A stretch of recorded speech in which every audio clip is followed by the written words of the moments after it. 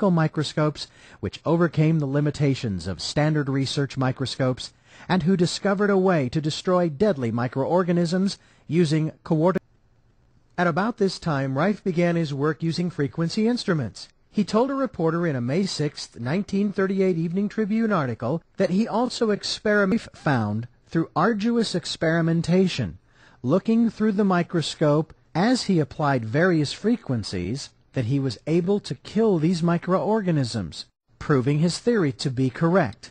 In order to determine which frequencies would kill a particular organism, it was absolutely essential that he be able to see the organisms in a living state so that he could observe the effect of various frequencies in real time. Rife later called a frequency which killed an organism its MOR, or mortal. Rife also had this to say.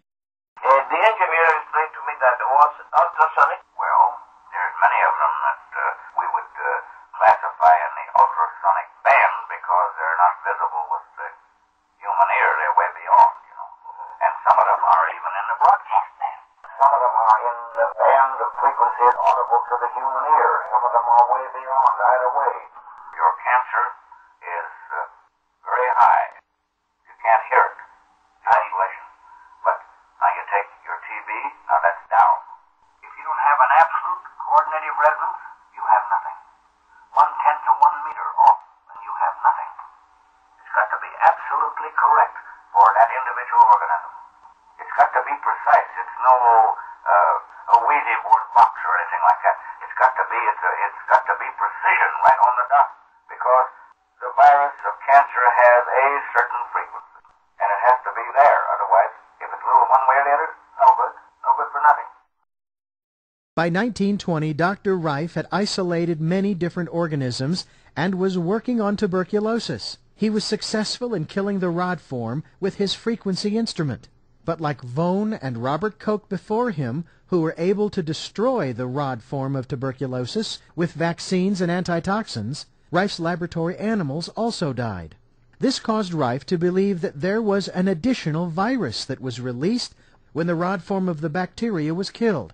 In his continual search for a way to see viruses, Dr. Rife theorized that many microorganisms were not able to be seen because they were smaller than the molecules of the existing acid or aniline problem of high magnification called the Fraunhofer diffraction limit. This theory was that no microorganism smaller than half a wavelength of light could be seen through a microscope. In one popular science magazine, the method of lighting was explained.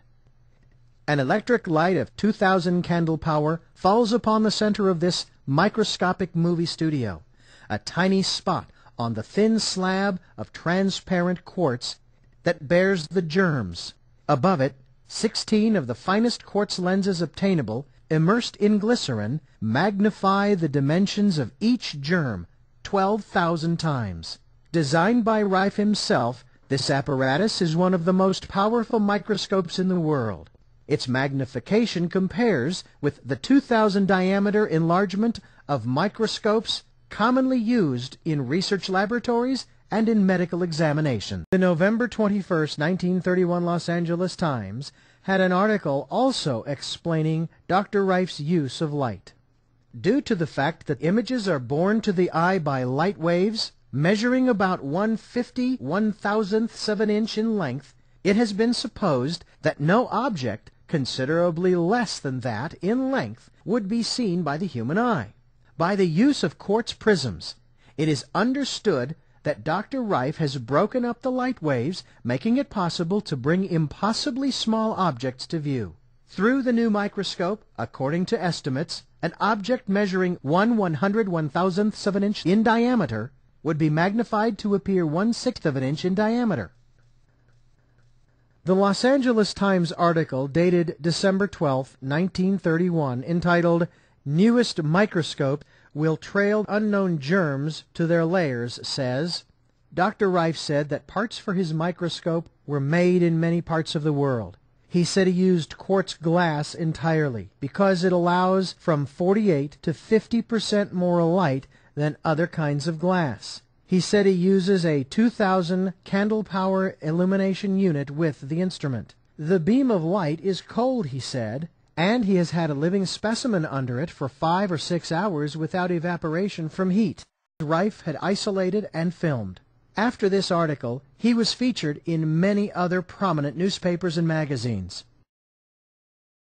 As news of his accomplishments spread, doctors and bacteriologists from all over the world eventually came to San Diego to see for themselves the microscope and the new discoveries they had been hearing so much about.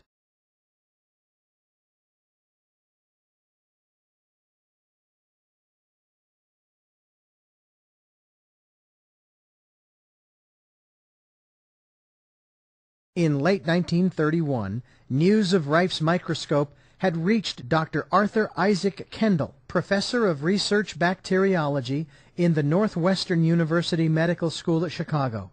He contacted his friend Dr. Milbank Johnson of Los Angeles and asked if such a microscope existed. In the Los Angeles Times, dated December 27, 1931, the story of how Dr. Johnson, Dr. Kendall, and Dr. Rife met is told. Having heard about a wonder microscope, said to have been invented by a young San Diegan, Dr. Kendall asked his friend Dr. Milbank Johnson of Los Angeles if such a microscope existed. Dr. Johnson did not know about it, but undertook to find out. Accompanied by Drs. Alvin G. Ford, Joseph D. Hiker, and Fosdick Jones, all of Pasadena, he drove to San Diego and found Royal Raymond Rife and a new kind of microscope which he has been developing as a hobby during the past 17 years. Designed on a new plan entirely, this microscope has 6 quartz lenses, giving it a magnifying power 8 times greater than the high-powered microscopes used by physicists. Dr. Milbank Johnson arranged for Dr. Kendall and Dr. Rife to get together at the Pasadena Hospital. This meeting between Rife and these doctors was an important milestone in his work. Dr. Kendall brought with him cultures of the typhoid bacillus which he had grown on his K medium, a protein culture medium which he had developed.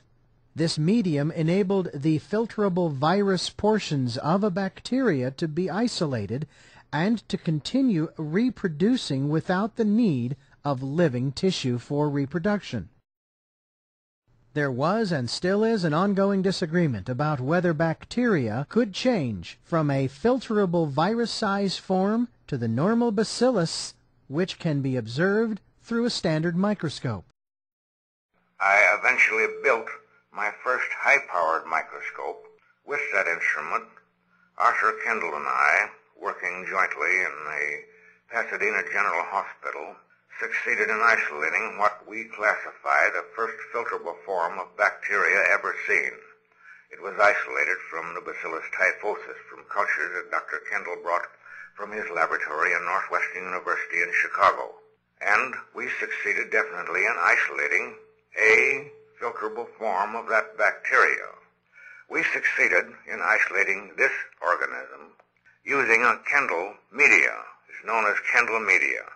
Now that is what Kendall used for the isolation or bringing out this Bacillus typhosus in the filterable state, which is published in the Californian Western Medicine in 1931, our joint report on that. Ben Cullen also talked about what Philip Hoyland was doing and his motives.